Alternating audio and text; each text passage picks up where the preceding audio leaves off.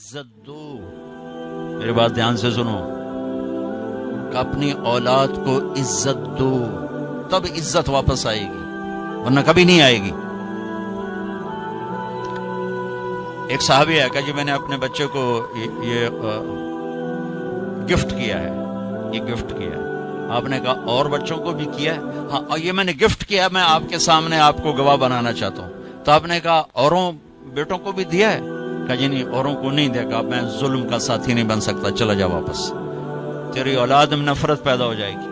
کسی ایک کو ترجیح دو گے، باقی میں تم زہر ڈال رہے ہو. یہ چاروں طرف بکھرے ہوئے مسائل ہیں. اور میرے نبی کیسے عزت دیتے تھے؟ آپ کی اور حضرت فاطمہ کے گھر کی دیوار ایک تھی، اور آنا جانا روز کا کام تھا، روز کا. جب حضرت فاطمہ رضی اللہ تعالیٰ عنہا گھر میں تشریف لاتی، میرے نبی بیٹھے ہوئے چارپائی پر، زمین پر، یا کسی موڑے پر، کرسی بھی تھی میرے نبی کے گھر. بلکہ مجھے ایک حدیث بھی یاد آ گئی. آپ مسجد میں تشریف لائے تو آپ کے لیے کرسی رکھی گئی، ممبر کی وجہ کرسی رکھی. تو آپ بیٹھے نہیں رہتے تھے، آؤ بھائی فاطمہ کی حال ہے، اب کھڑے ہو جاتے تھے. آپ کھڑے ہو جاتے اور یہاں نہیں کھڑے رہتے تھے، یہ دروازہ. آپ تیزی سے آگے بڑھتے تھے اور حضرت فاطمہ کیسے ہاتھ پکڑ لیتے تھے اور ہاتھ کا بوسہ لیتے تھے. یہاں ادھر بوسہ لیتے اور ہاتھ پکڑے پکڑے پکڑے پہلے بیٹی کو بٹھاتے تھے، اس کے بعد خود بیٹھتے تھے. یہ آپ نے عزت دی اپنی اولاد کو. ہم کبھی اٹھتے ہیں اپنی اولاد کی؟ ہماری اولاد کو جرت نہیں ہوتی کہ اپنے دل کی بات اپنے ہم سے کر سکے.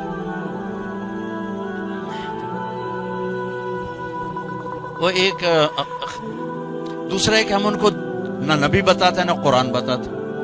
میں بیٹھا تھا اپنے گھر فیصل آباد، تو ایک نوجوان اس کا باپ کہا جی یہ میرا بچہ نو سمجھاؤ، اور اس کا باپ روئی جا رہا روئی جا رہا روئی جا رہا، اور ایسے پتھر بن کے بیٹھا ہو.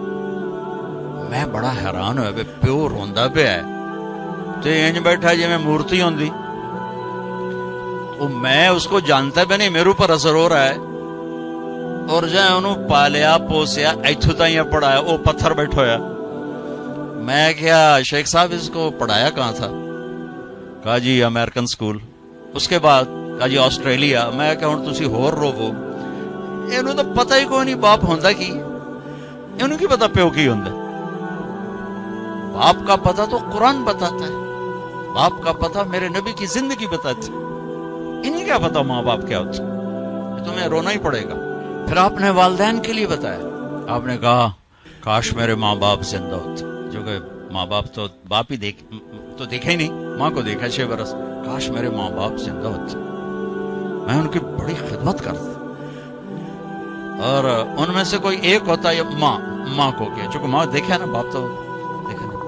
تو کہا میری یہ حسرت ہے کہ میں مصلی پہ کھڑا ہوتا اور میں عشاء کی نماز پڑھ رہا تھا اور میں سورۃ فاتحہ پڑھ رہا تھا، الحمدللہ رب العالمین، اور میرے گھر سے میری ماں مجھے کہتی محمد، تو میں ماں کے لیے نماز توڑ کے کہتا لبیک اما جان.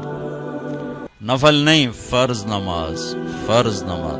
میں کہتا اماں جی لبیک، میں حاضر. یہ آپ نے اپنی ماں کے لیے تمنا کا اظہار کیا.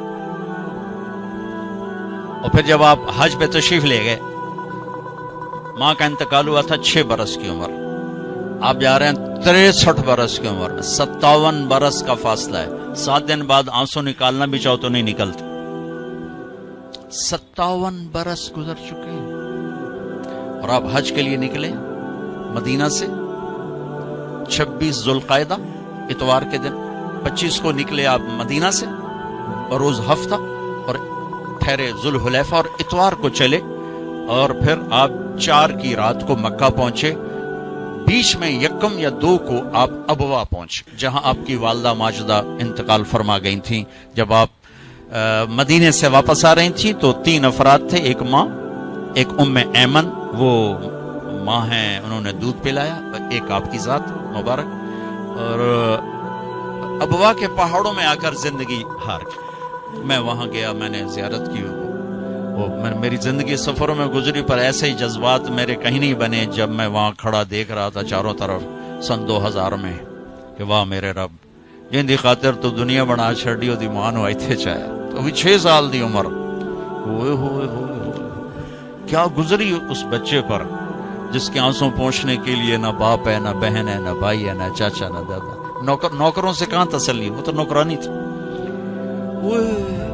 چلو اللہ 4 دن روک لیتا تو مدینے میں موت آتی، تو ادھر بھی رشتہ دار موجود ہے، 4 دن پہلے نکال دیتا تو مکے پہنچ جاتی، وہاں موت آتی تو وہاں بھی موجود ہے۔ یہ کیا سیٹ بنایا کہ جنگل میں ماں کو موت دی، 25 سال کی عمر۔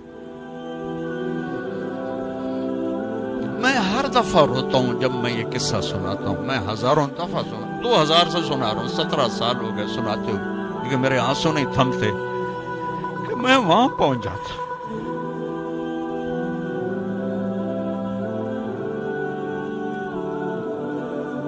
زندگی یہ روشنی آدمی کو دھوکہ دے دیتی، پھر یہ جیسے کاروباری لوگ ہیں، انہیں پیسے کے سوا سوچتے ہی کچھ نہیں۔ میں ایسے دیکھ رہا تھا یہاں ایتھے یہاں تو نے اپنے میں کیا گزری ہوگی میرے نبی کی ذات، اور کیا گزری بتاتا ہوں۔ جب وہ چونکہ دفن کرنے کا تو کوئی سلسلہ نہیں تھا، پتھر اوپر ایسے پتھر دے دیے، جب نیچے اتری ہے پہاڑ ہے 60-70 فٹ اونچا پہاڑ ہے، کسی رہبر کے ذریعے میں وہاں پہنچا تھا۔ اونٹنی کے قریب پہنچے تو آپ نے پھر پیچھے دوڑ لگائی، واپس دوڑے تو پہاڑ پہ چڑھ گئے، پیچھے پیچھے ام ایمن چڑھی تو انہوں نے جو منظر دیکھا وہ ابوا کے پہاڑ بھی روئے ہوں گے، کیا ماں کی قبر کو لپٹ کے اوپر پڑے ہوئے تھے۔ اور جب وہ قریب گئیں تو سنا آپ کہہ رہے تھے ماں جی آپ کو تو پتا تھا آپ کے سوا میرا کوئی نہ تھا، پھر آپ مجھے چھوڑ کے کہاں چلی گئی۔ اللہ، ام ایمن نے کھینچا تو میری بات دھیان سے سنو کہ اپنی اولاد کو عزت دو، تب عزت واپس آئے گی، ورنہ کبھی نہیں آئے گی۔ ایک صحابی ہے کہ جی میں نے اپنے بچے کو یہ